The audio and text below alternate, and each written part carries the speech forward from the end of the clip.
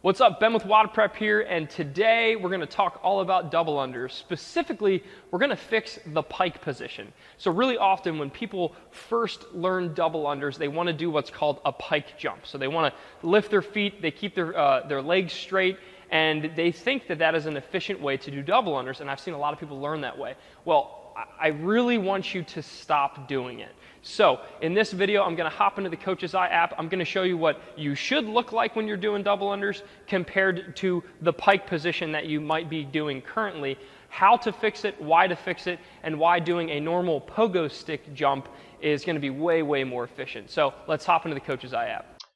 Okay, so on the left-hand side, we have what I like to call the pike position.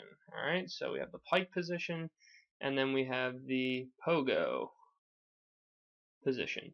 So this is the good side, this is the bad side. So let's talk about it. All right, so over here on the left-hand side, what happens when I see athletes pike is, they start off in similar positions. This is a decent jumping position. It's not the best, but it's decent. But then when they jump, something interesting happens. Oops, I did one good rep there. Something interesting happens. When they jump, their feet come forward. Okay, so if I could zoom out, I really can't, but if I could zoom out here, here's my head, here's my body, okay, and then here's my legs, and my arms are right here. So I'm folding forward, right? So this is my torso, these are my legs, this is my shoes. I'm folding forward in order to do double unders instead of going straight up and down, okay? So you can see if my center of gravity is right here, the pike, I'm sending my feet way far forward in order to rebound. So I don't necessarily know why the pike comes so easily for so many people. I've seen so many people do piking double unders, and I've done them myself. I think there's some sort of illusion that bringing your feet forward will actually help it avoid the rope when the rope passes through. So I think the main thing, and this also goes for donkey kicking, is that when I pike, I'm lifting my feet up maybe a little bit higher than I would in a normal up and down jump. Okay, so let's go to the right hand side. Okay, just a normal up and down jump. My feet are about this high. Okay, so I think what happens is that there is an illusion that your feet are actually getting more elevation. There's an illusion that your feet are actually getting more elevation and getting higher, and thus allowing the rope to pass underneath of them.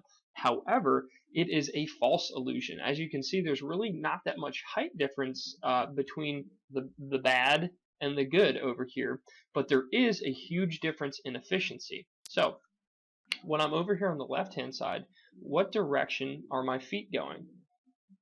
They're kind of going back and forth at an angle. Okay, so my feet are coming forward, and then when they come back down, they're coming back, and then they go back up and forward and back.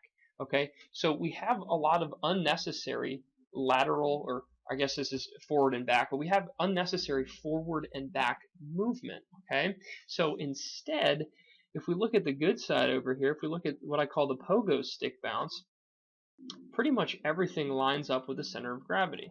Okay, so as I jump, I bend, and I just go straight up and down. So I've drawn this before, but if we just look at the angles, okay, I'm always maintaining these angles when I jump.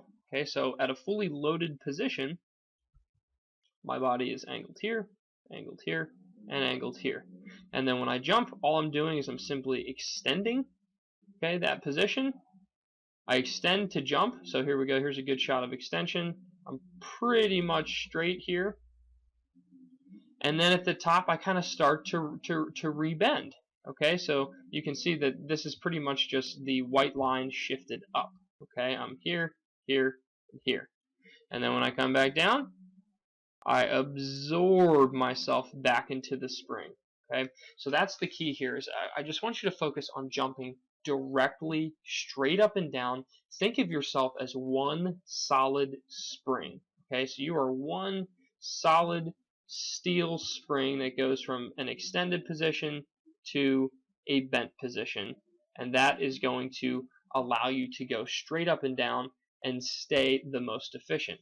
And we can also notice that because I'm going straight up and down, my feet land with a lot more brace and a lot less noise. So you won't hear me slapping the ground.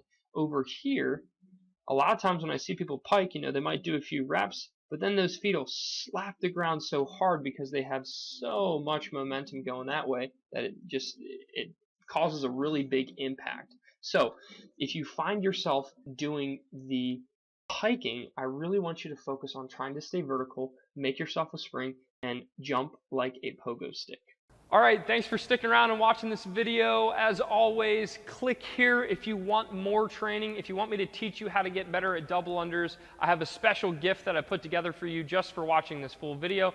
Click here and it's going to take you to a website where all you have to do is enter your email address and I'm going to send you some free training. If you like this video, make sure you click the like button. If you're on Facebook, click the share button and spread the word about not piking. I think this is really important. Also, if you want to follow me on YouTube, click this button down here and you can subscribe to my YouTube channel. That way you don't miss any more of the videos. And leave a comment below. Let me know what you think. Let me know if this is helping you at all. I really just want to get some feedback from you guys to see how you're enjoying this training. All right, guys, peace.